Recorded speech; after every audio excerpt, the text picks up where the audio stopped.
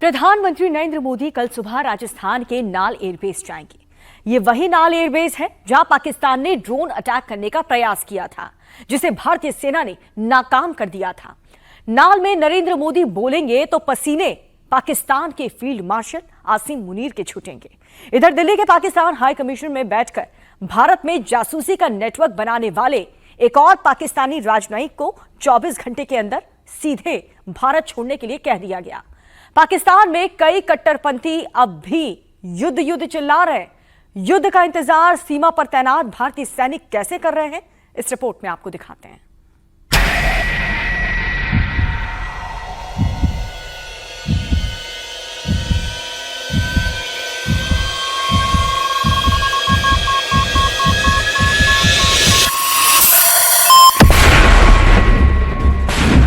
पाकिस्तान जहां बोला वहां गिरा भारत का गोला।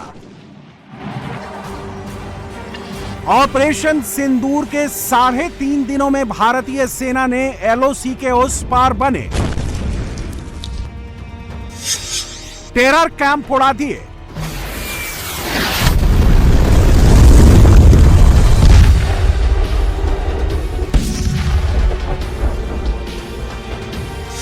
आतंकियों के लॉन्च पैड उड़ा दिए।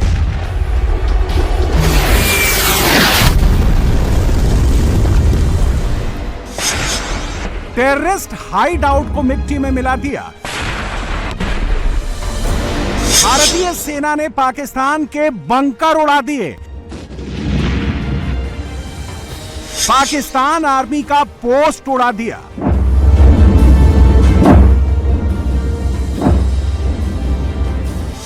दुश्मन की आर्टिलरी लोकेशन को उड़ा दिया।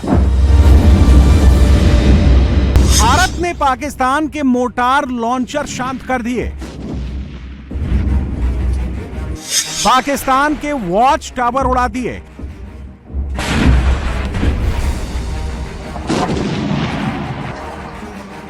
एलओसी पर पाकिस्तान ने जो कैमरे लगाए थे, भारत ने उनको भी उड़ा दिया। 3.5 दिनों की जंग में ही पाकिस्तान की फौजी पोस्ट छोड़कर भाग गए। 7 मई से लेकर 10 मई तक एलओसी पर पाकिस्तान को इतनी मार पड़ी कि ना तो उसकी पोस्ट बची, ना उसके बंकर बचे, ना लॉजिस्टिक बेस बचा, ना ही पाकिस्तान का कम्युनिकेशन सिस्टम बचा।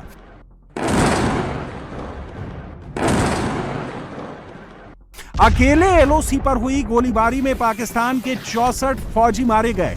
आतंकियों की गिनती इससे अलग है।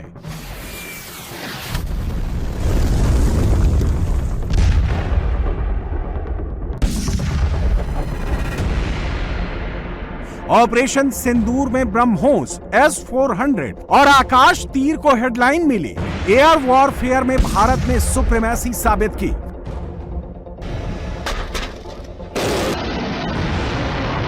जंग बॉर्डर पर भी हुई, जहां भारतीय सेना के जाबाजों ने अपनी दिलेरी से पाकिस्तान का सीना छेद दिया।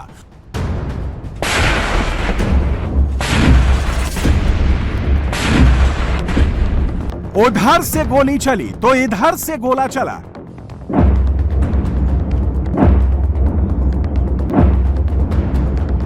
पाकिस्तान ने 1 गोला चलाया तो भारत ने 5 गोला मारा।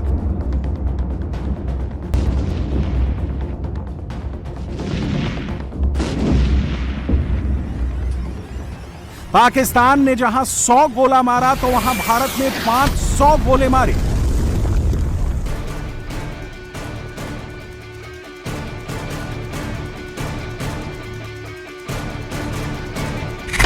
अगर एक और दिन जंग हो गई तो क्या होगा? अगर मुनीर ने फिर जंग छेड़ दी तो क्या होगा? अगर जंग में सेना आमने सामने आ गई तो क्या होगा?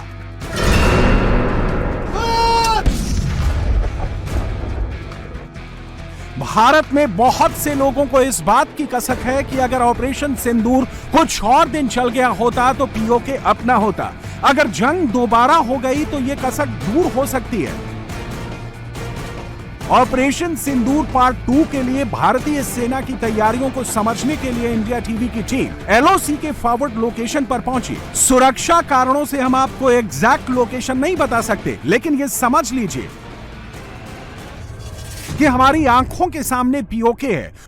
कुछ दिन पहले तक यहां टेरर कैंप थे, टेररिस्ट लॉन्चिंग पैड्स थे, यहां पाकिस्तानी आर्मी के बंकर थे, उनके पोस्ट थे जहां से वो गोली चलाते थे। भारतीय सेना ने सबको शांत कर दिया है।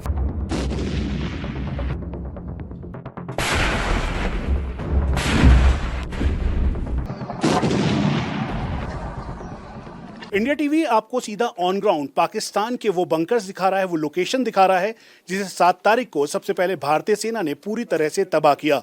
9 तारीख को जब मिलिट्री ऑपरेशंस करने की कोशिश की पाकिस्तान ने, तो उनके मिलिट्री लॉजिस्टिक बेस को तबाह करने वाली वो जगह है। मेरे ठीक सामने लीपा का एरिया है। राजेश्वर दिखाएंगे कि वो लीपा का गांव और उसके आसपास के वो जो लॉजिस्टिक एरियाज हैं उनको भारतीय सेना ने ध्वस्त किया।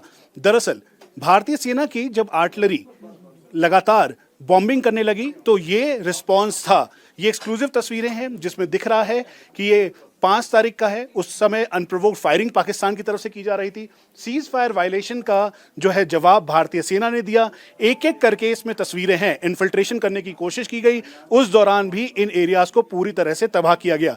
ये देखिए, ये सीधा यहाँ पर एंटी टैंक गाइडेड मिसाइल का इस्तेमाल किया। रात के अंधेरे में जब पाकिस्तान ने ड्रोन वाली साजिश करने की कोशिश की तो उस दौरान उनकी फॉरवर्ड लोकेशन जो सपोर्ट कर रही थी आरटी और साथ में अपने गन एरिया से, उसको भारतीय सेना ने ध्वस्त किया। ZU-23 या फिर L-70 गन्स का इस्तेमाल किया गया। साथ में जो पूरा एरिया है उसको ध्वस्त करने के साथ साथ इसे कंट्रोल किया गया। इंपॉर्टेंट ये था कि ऑपरेशन सिंदूर के तहत जो फॉरवर्ड लोकेशंस हैं उनमें पाकिस्तानी जो लॉजिस्टिक एरियाज हैं उनको न्यूट्रलाइज करना बेहद ज़रूरी था, क्योंकि इसी जगह से भारतीय सेना और साथ में सिविल एरिया को पाकिस्तान ने निशाना बनाने की कोशिश की।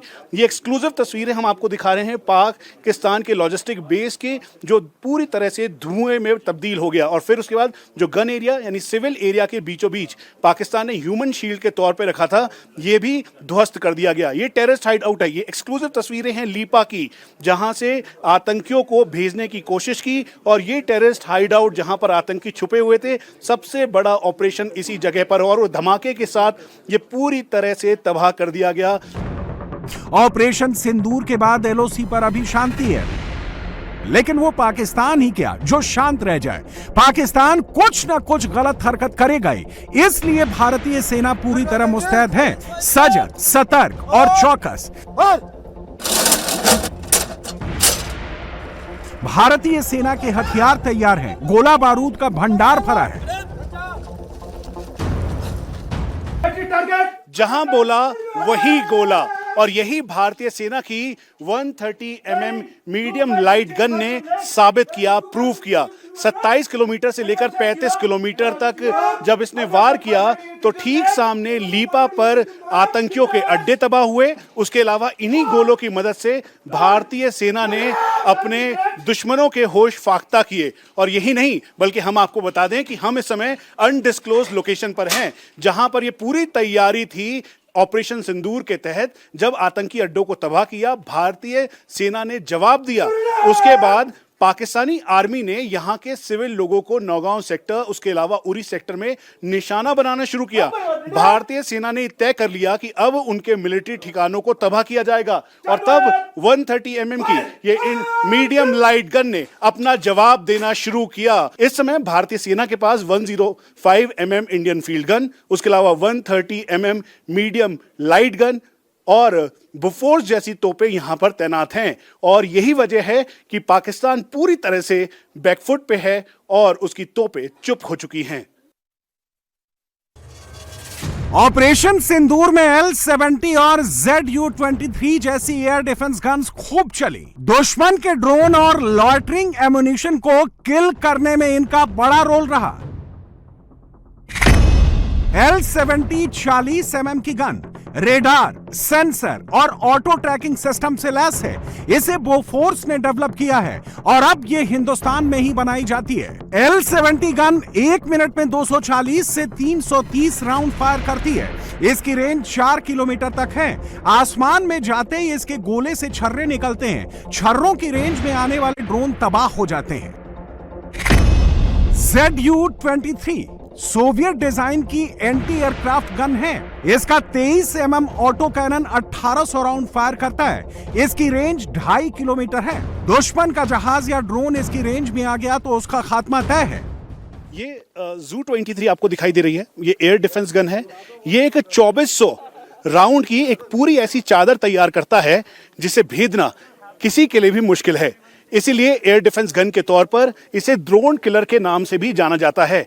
हम आपको ये भी बता दें, ये जो ZU-23 है, दरअसल ये इसका लोहा हर समय माना गया है, क्योंकि ड्रोन जो आए, मिसाइल्स आई, उनके सामने एक एयर डिफेंस की ऐसी चादर तैयार की गई जिसे भेदना मुश्किल ही नहीं, नामुमकिन था। एयर डिफेंस अपनी जगह, लेकिन सेना की आर्टिलरी डिवीजन का सबसे बड़ा हथियार है हॉवित्जर तोप। सेना अपनी तोपों को प्यार से गॉड ऑफ वॉर कहती है, यानी युद्ध का देवता। भारतीय सेना के पास कई किस्म की तोपें हैं, कुछ हल्की, कुछ भारी और कुछ बहुत भारी। हल्की मतलब कम कैलिबर की तोपें, फिर मीडियम कैलिबर की तोपें और भारी मतलब बड़े कैलिबर की तोपें। छोटा कैलिबर मतलब सटीक प्रहार और बड़ा कैलिबर मतलब भीषण संहार।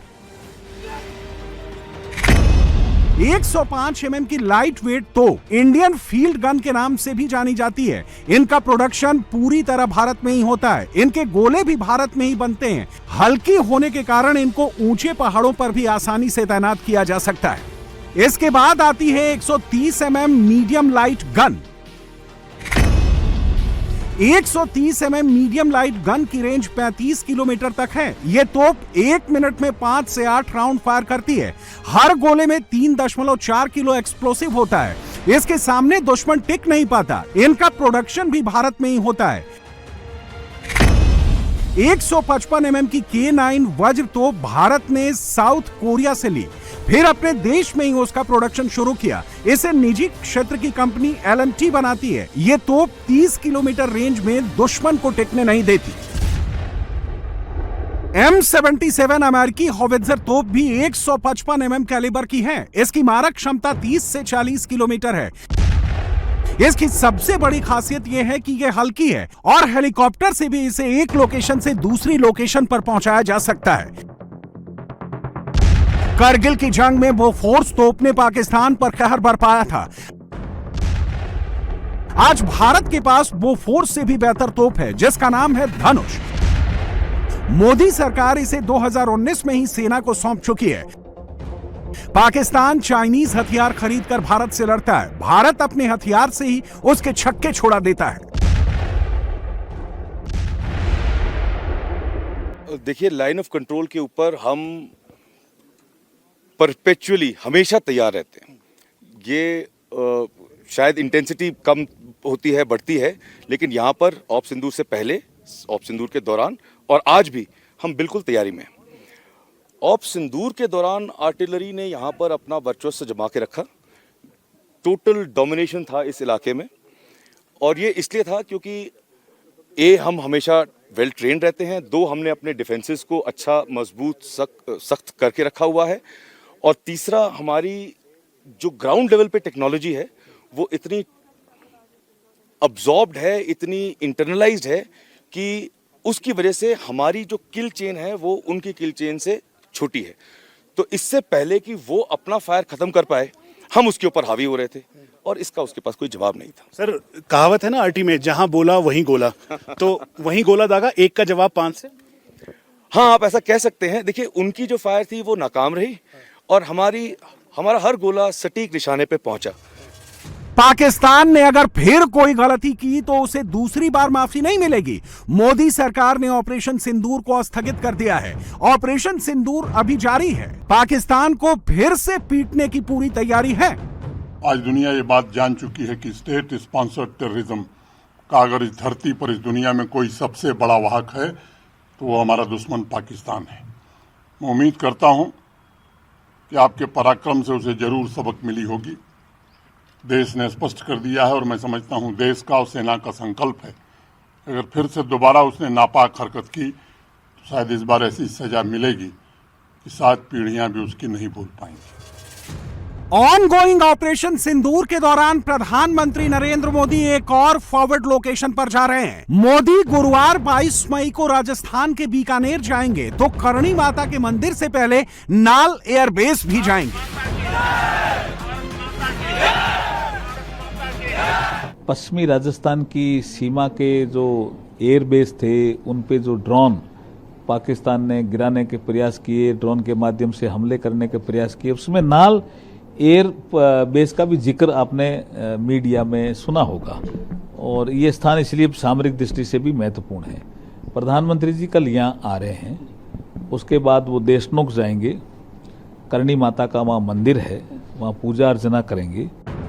पाकिस्तान को करारा जवाब मिलेगा।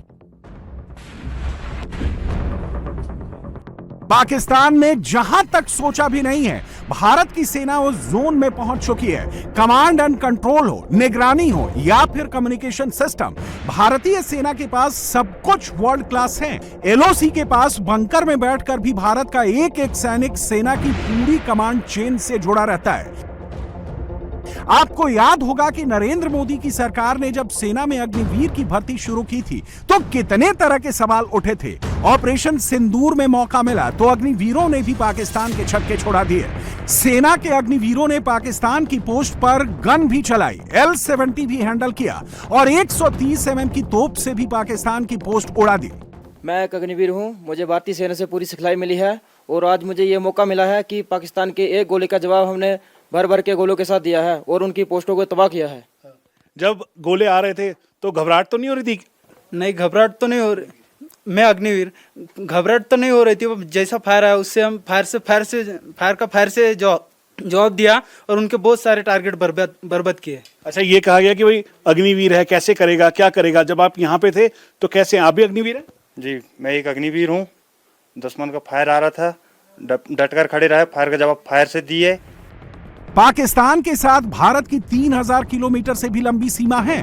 पाकिस्तान की सेना जम्मू कश्मीर से लेकर राजस्थान और गुजरात तक कोई ना कोई खुराफात सोचती रहती है, लेकिन भारत की सेना भी वॉर मोड में है। बीएसएफ भी तैयार है। आसिम मुनीर की फौज की एक एक हरकत पर भारत की नजर है।